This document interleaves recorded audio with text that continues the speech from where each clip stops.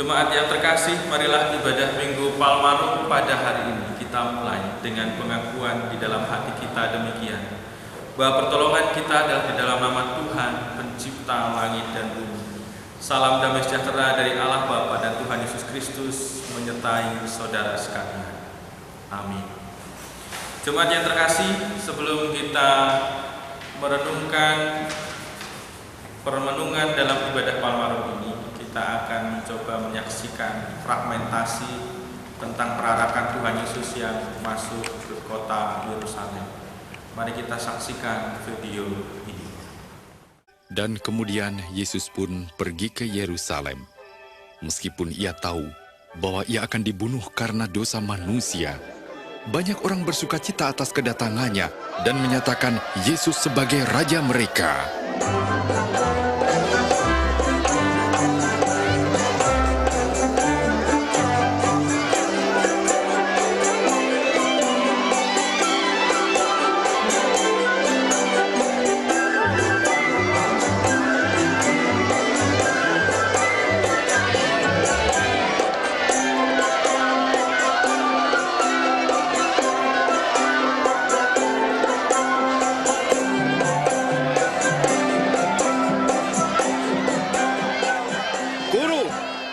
Murid-muridmu diam.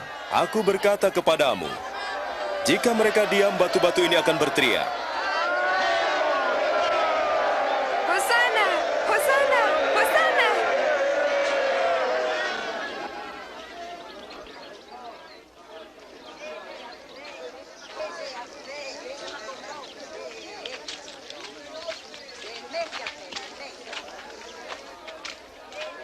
Ketika Yesus mendekati Yerusalem, ia melihat kota itu dan menangisinya.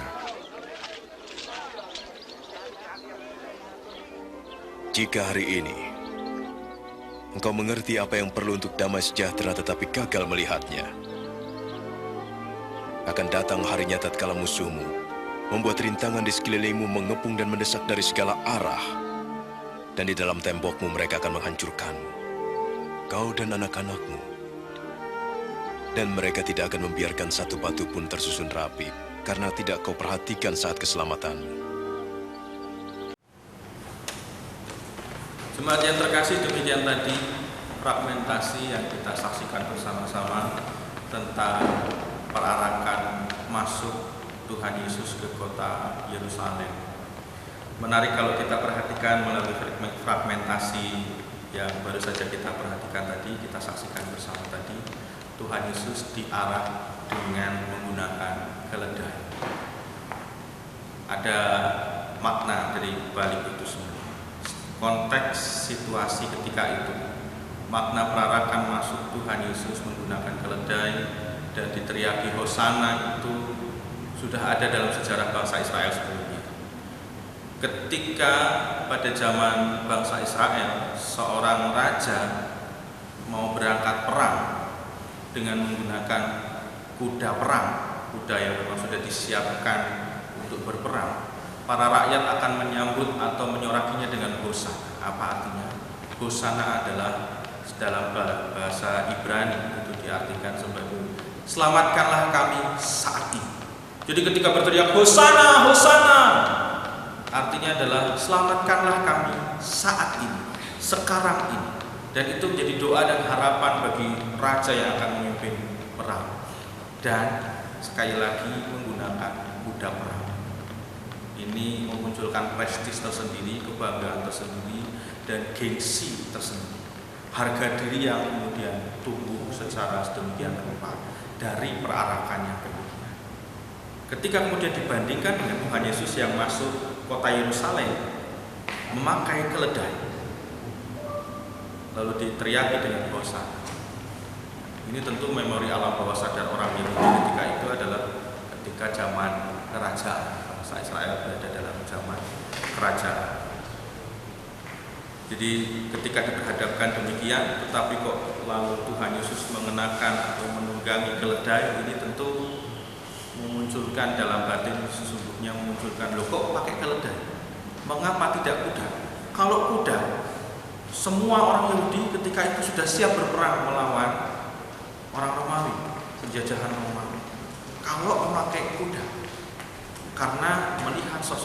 sebagai sang Mesias menurut secara tanda kutip pemahaman orang Yahudi. Tetapi faktanya dalam bacaan kita adalah, atau dalam fragmentasi tadi adalah menggunakan keledai.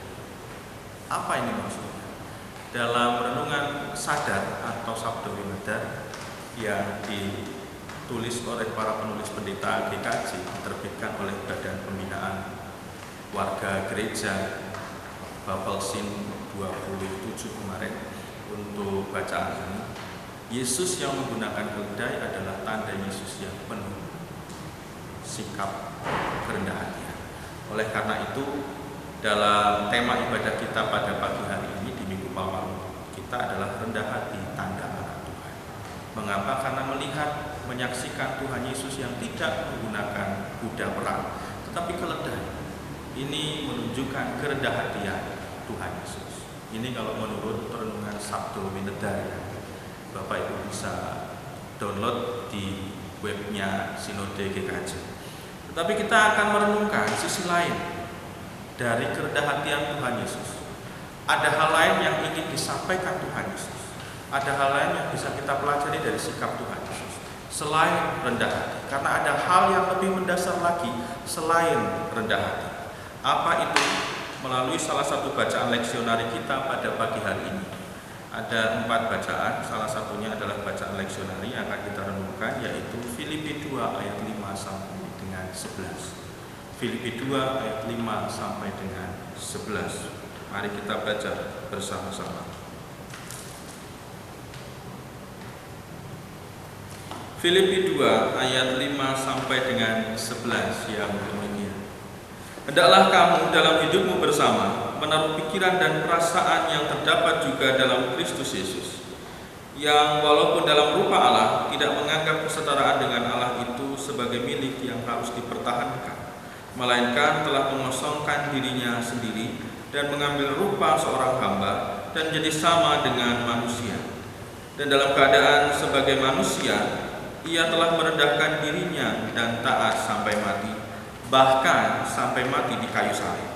Itulah sebabnya Allah sangat meninggikan dia dan mengaruniakan kepadanya nama di atas segala nama, supaya dalam nama Yesus bertekuk lutut segala yang ada di langit dan yang ada di atas bumi dan yang ada di bawah bumi, dan segala lidah mengaku Yesus Kristus adalah Tuhan, bagi kemuliaan Allah Bapa.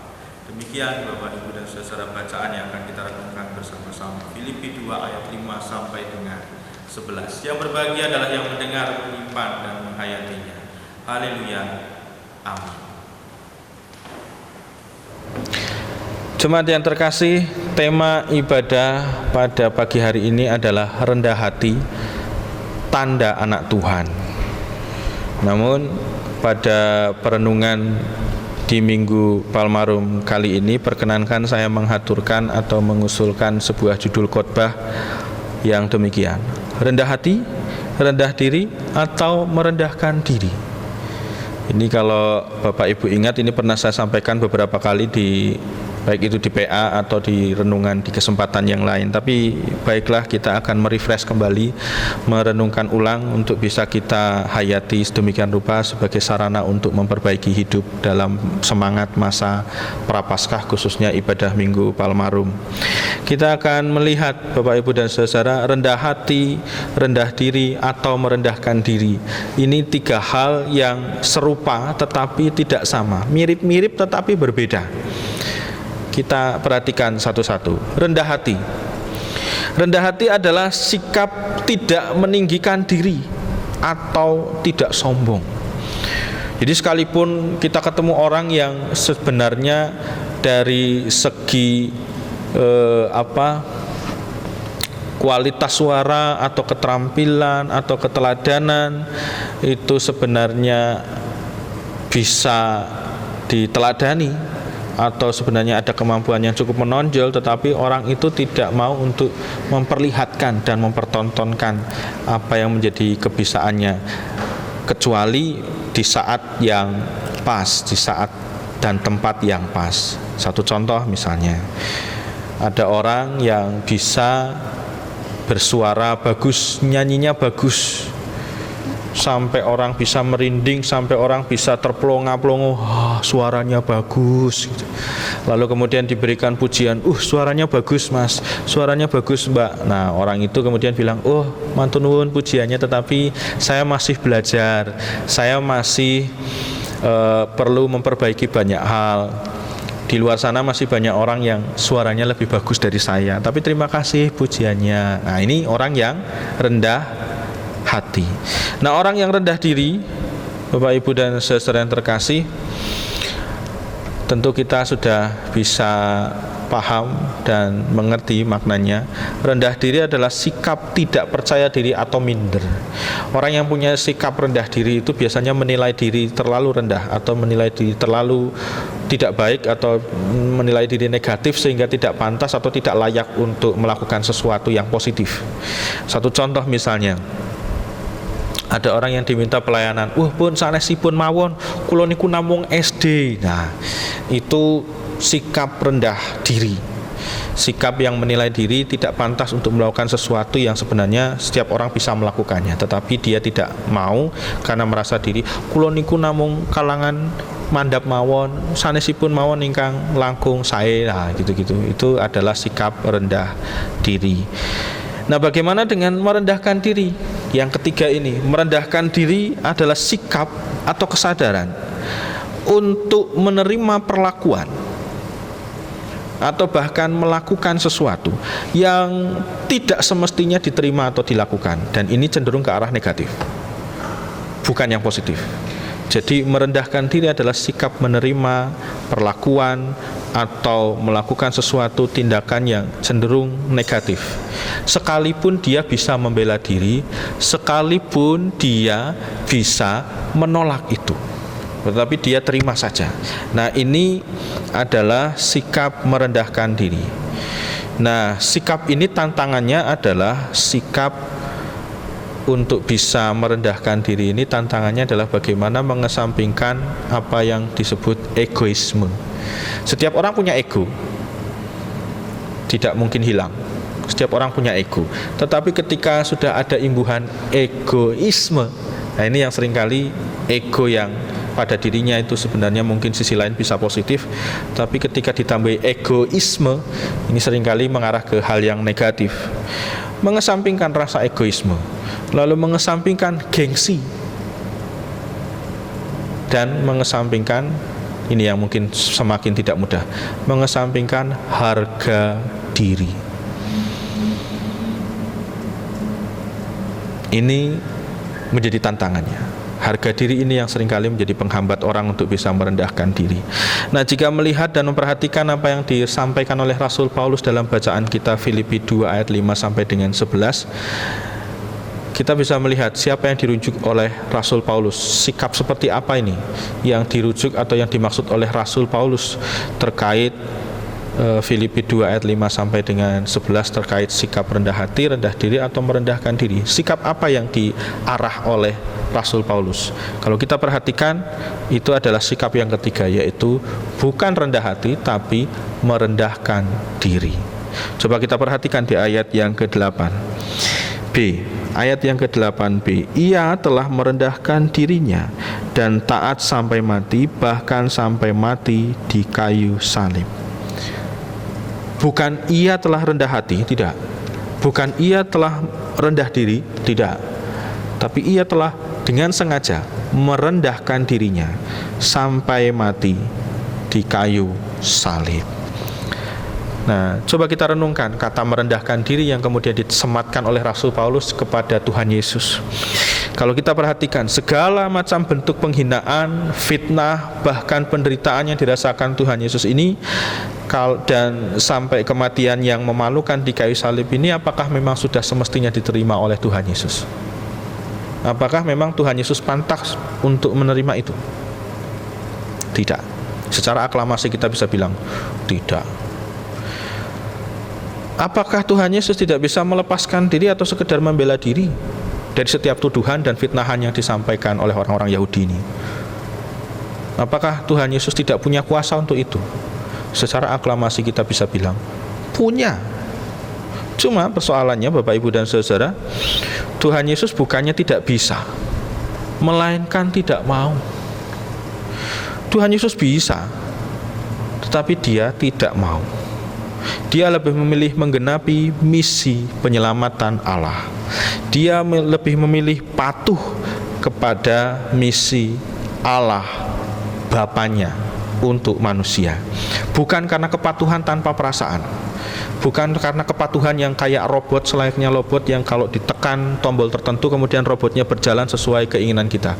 Bukan itu, tetapi berdasarkan cinta dan kasih ilahi. Kalau Bapak Ibu menyuruh anaknya sedang sibuk main game, "Le, Nduk, tolong belikan gula."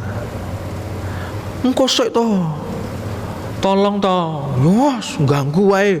Lalu sang anak dengan terpaksa melakukan apa yang diperintahkan oleh bapaknya misalnya. Kepatuhan Tuhan Yesus tidak seperti itu, tetapi didasarkan cinta dan kasih.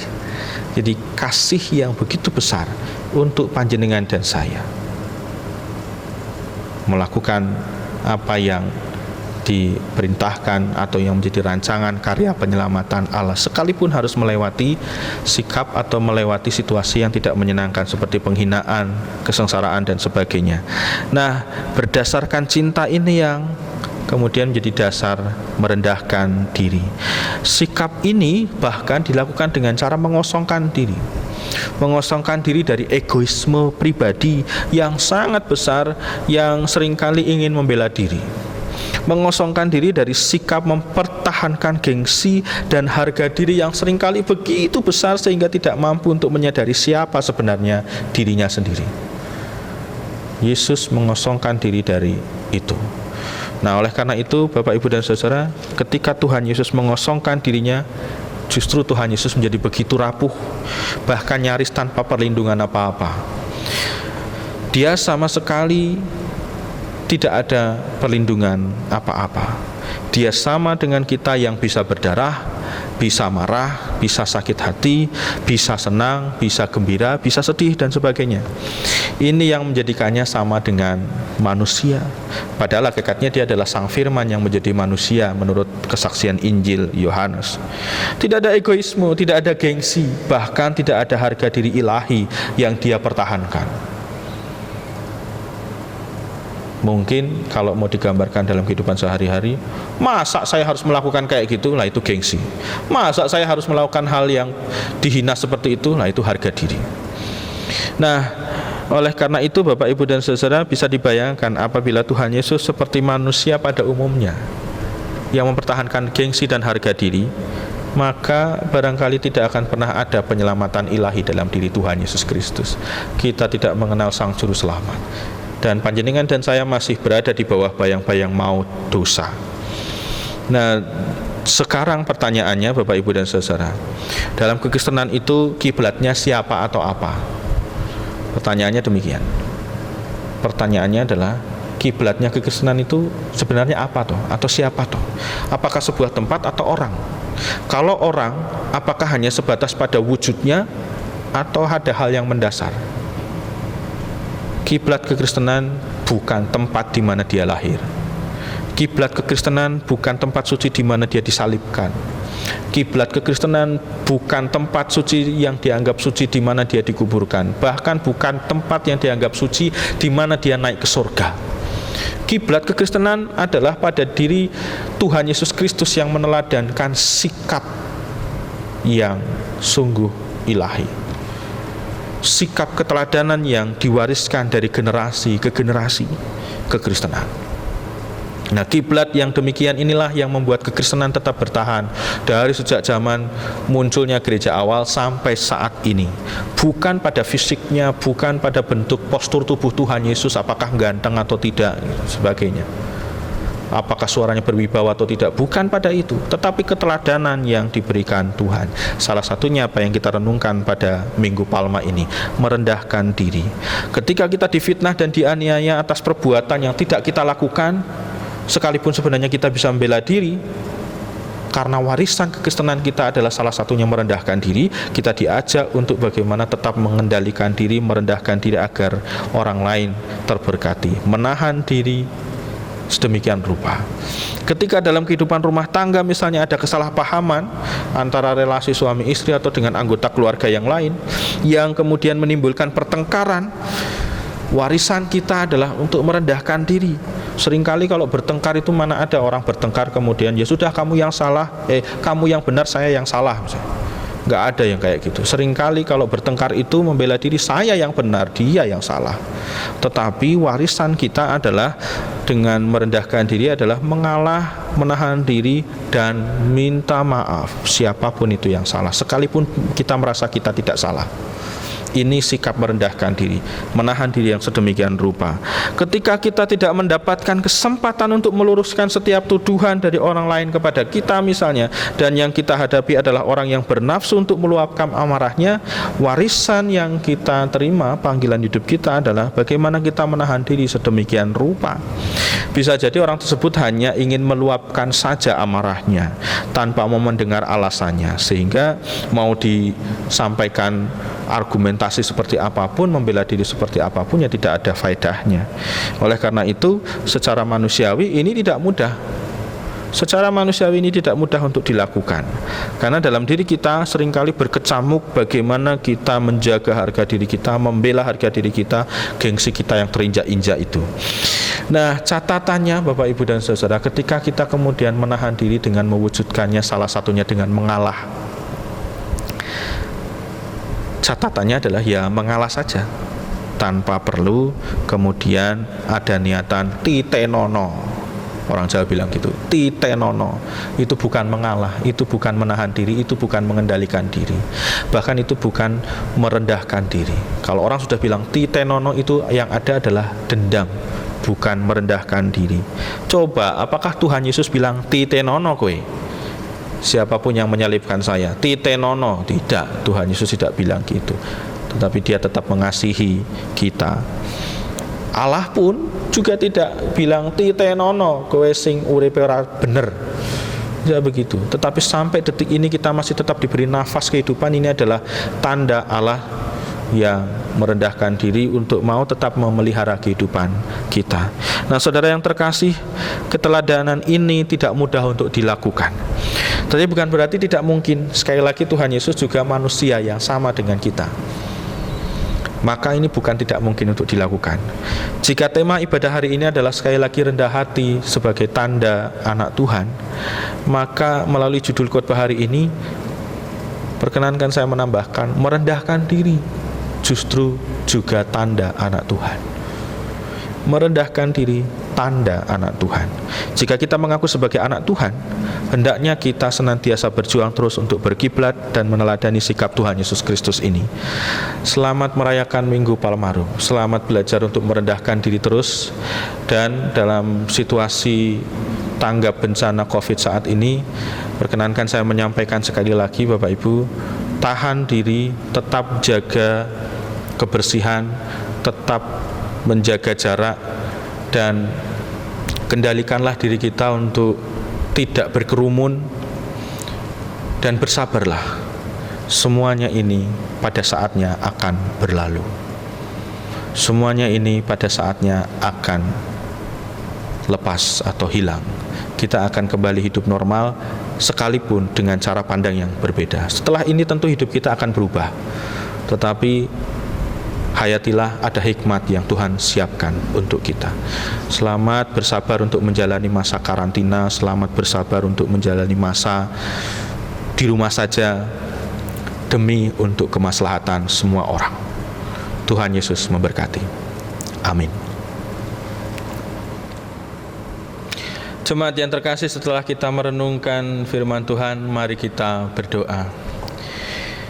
Ya Tuhan, terima kasih untuk pemeliharaanmu. Melalui bacaan kami diingatkan, selain rendah hati, secara lebih mendalam kami diajak untuk bagaimana kami merendahkan diri di sepanjang kehidupan kami, meneladani Engkau yang telah mewariskan keteladanan yang sungguh amat mulia.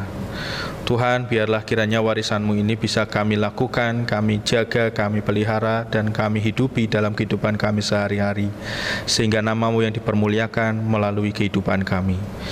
Dan di masa Prapaskah yang kami hayati bersama-sama ini apa yang kami pelajari dari firman-Mu, menguatkan kami.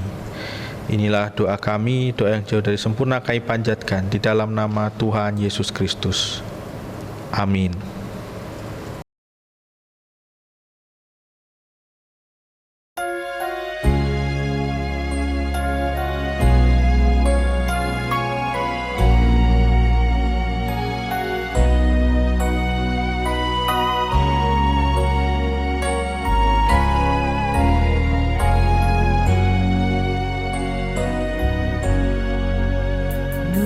Di bukit yang jauh tampak kayu salib, lambang kutub nestapa celah.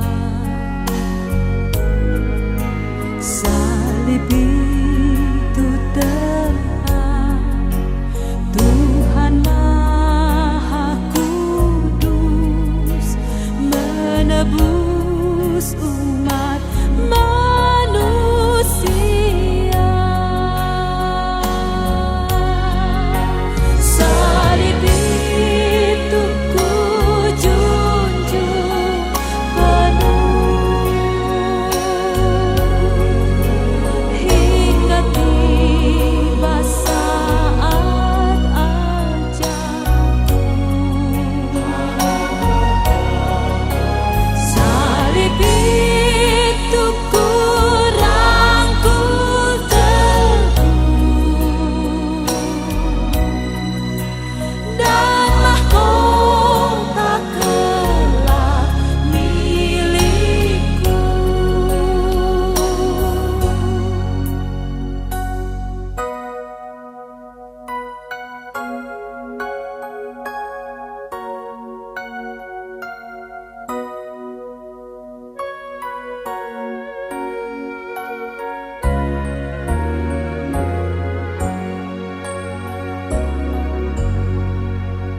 Ku setia tetap ikut jalan salib, meski diriku pun dicela. Satu saat kelak ku dibawa pergi ke tempat kemuliaannya. Salib itu ku junjung penuh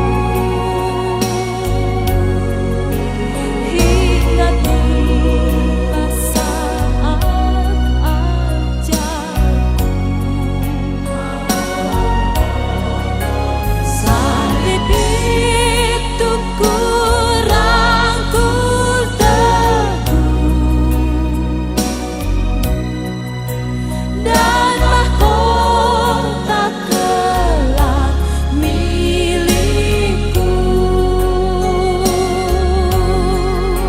Salib itu ku rangkul teguh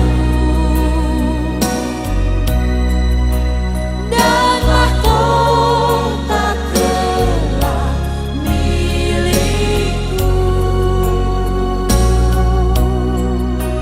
Dan mahkota kelak milikku.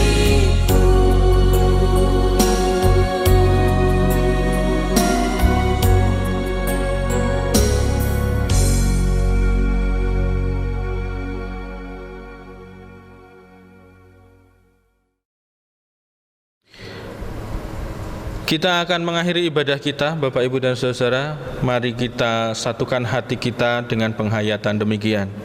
Arahkanlah hatimu kepada Tuhan, jadilah saksi Kristus, dan terimalah berkat Tuhan. Tuhan memberkati engkau dan melindungi engkau. Tuhan menyinari engkau dengan wajah-Nya dan memberi engkau kasih karunia. Tuhan menghadapkan wajah-Nya kepadamu dan memberi engkau damai sejahtera.